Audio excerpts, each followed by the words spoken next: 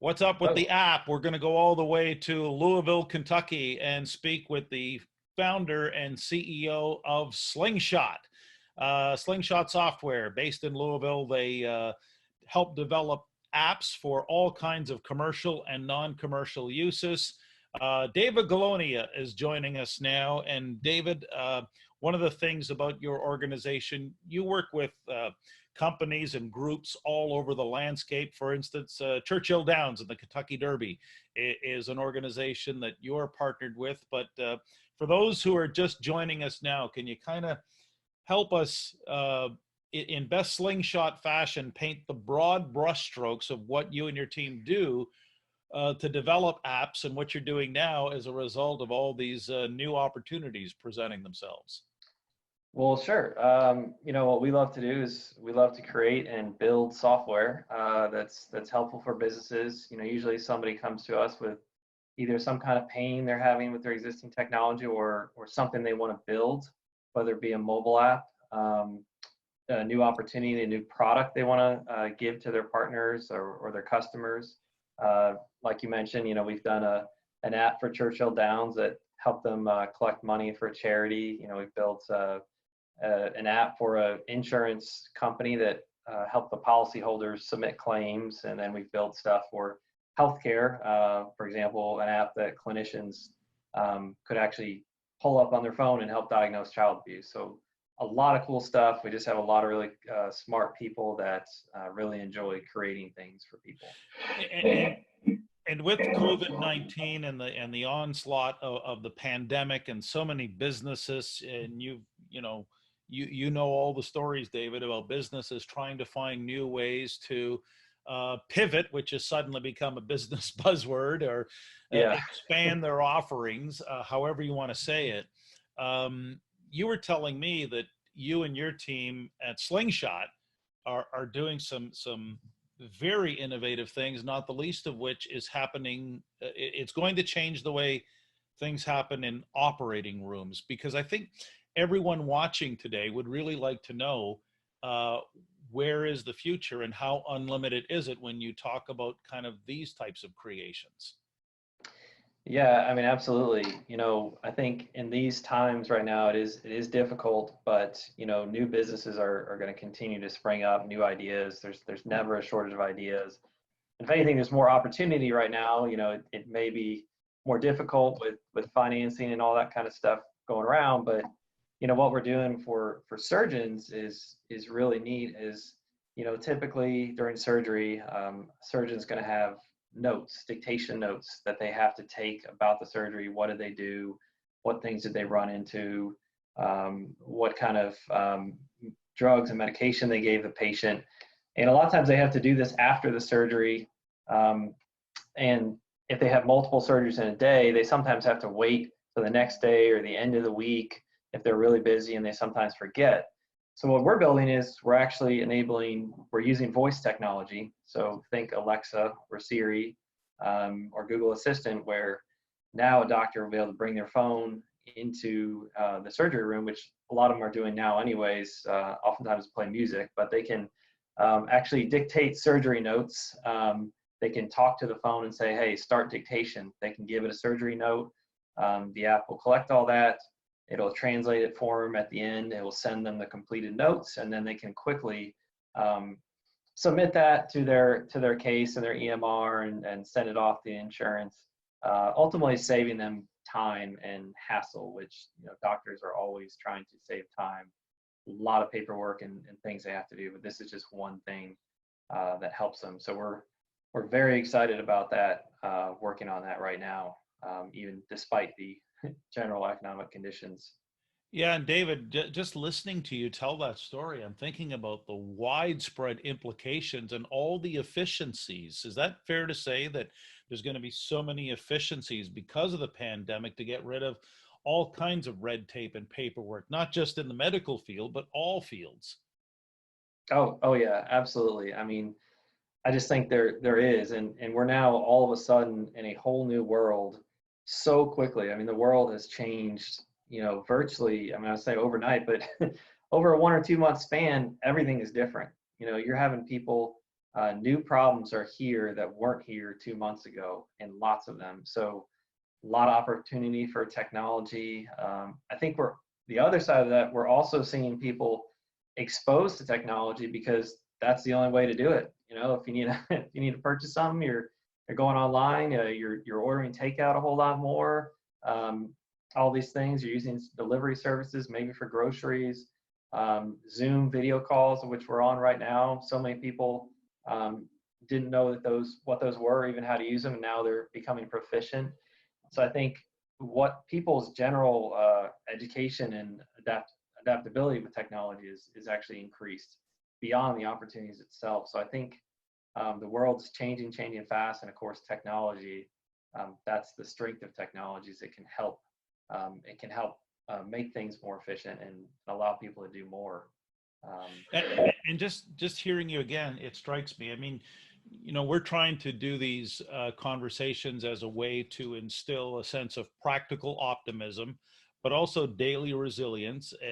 And so I'm just thinking in terms of anyone who's got internal operational issues where they're not, shall we say, as digitally fluent or fluid as they could be. What could apps do that maybe couldn't be done before? I'm just curious as to why someone would want to reach out to an organization like Slingshot, and how how you folks can help streamline things in a way that would make everything much more efficient. Yeah, no, I think that's definitely true. I mean, I think nowadays you probably have a lot of organizations that are built around an office structure. Physical documents, for example, moving things from one place to the other, talking to people, and a lot of that now is not capable. So, having digital processes, we actually took a manual process for an insurance company processing claims and turned that all digital.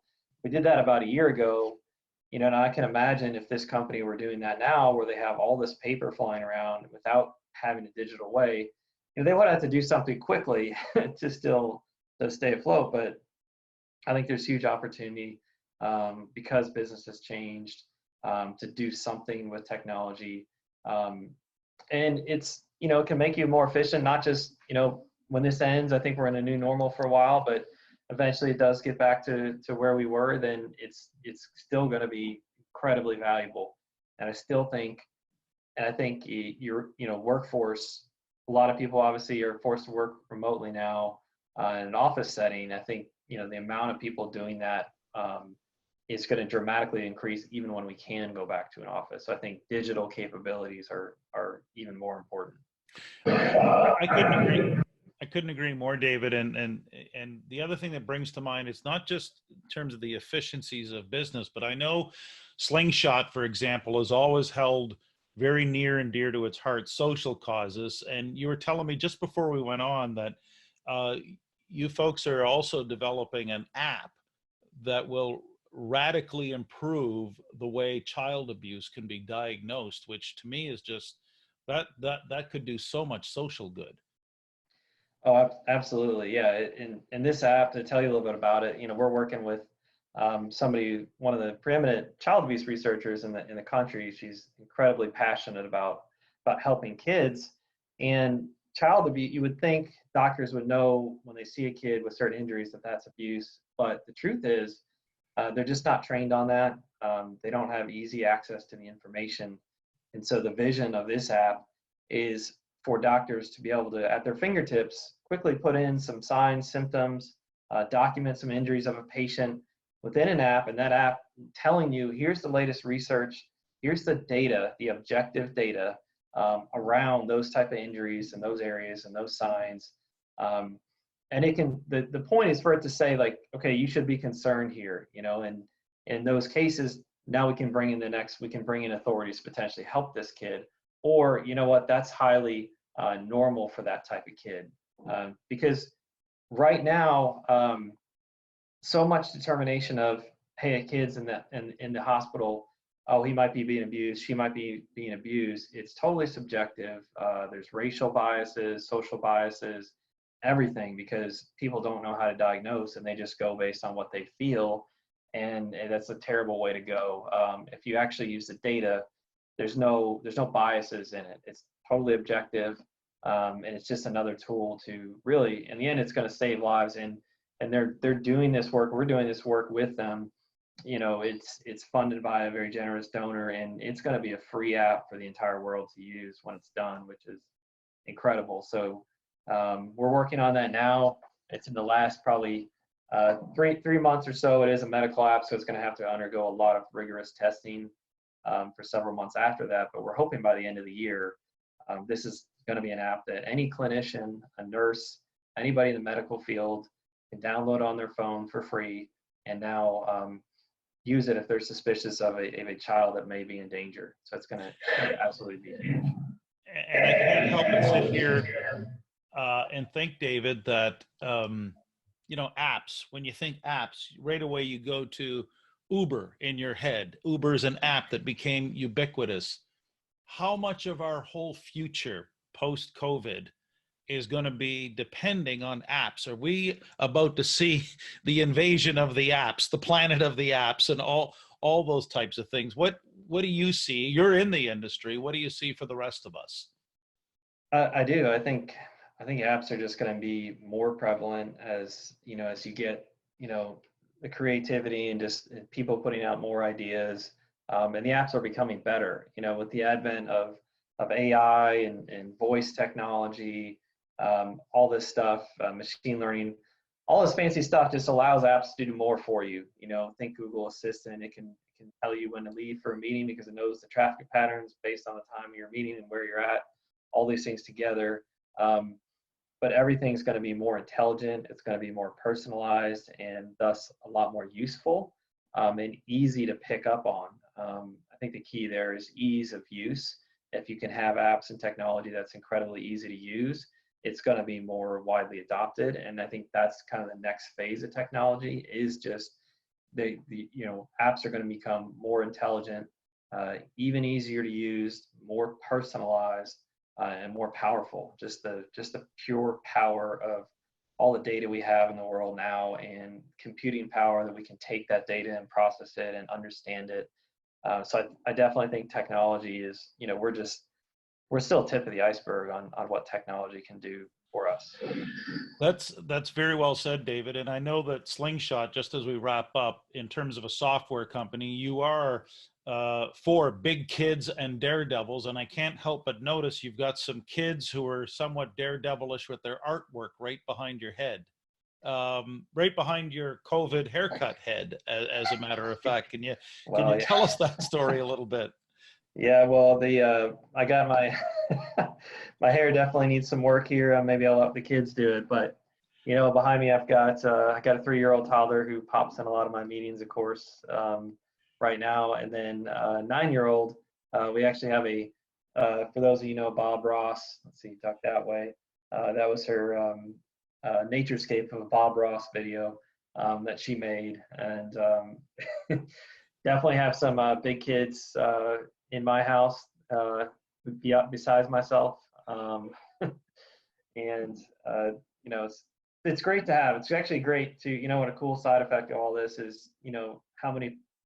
I feel like it's almost, despite being Zoom calls, there's an element of being more personal, and like you're seeing inside people's homes, you're seeing people's kids, their spouses just wander through the call. So, but yeah, big kids and daredevils. We like to call ourselves that because we like to have fun and we like to do things that are very bold. Well, we really appreciate you joining us. David Galownia from Slingshot in Louisville, Kentucky. And what I really enjoyed listening to about David is how he and his team are pushing boundaries. It feels almost space agey. If you think back to the 1960s and the space race, well, in business use and obviously with a lot of social causes, there's going to be a lot now of pushing boundaries, using technology in ways no one ever dreamed before. But maybe that is one of the good things that David mentioned with respect to COVID-19, is that it's forcing us to be more creative, faster. And in that way, small business can move forward. We can all lead together better and emerge much stronger in these historic times.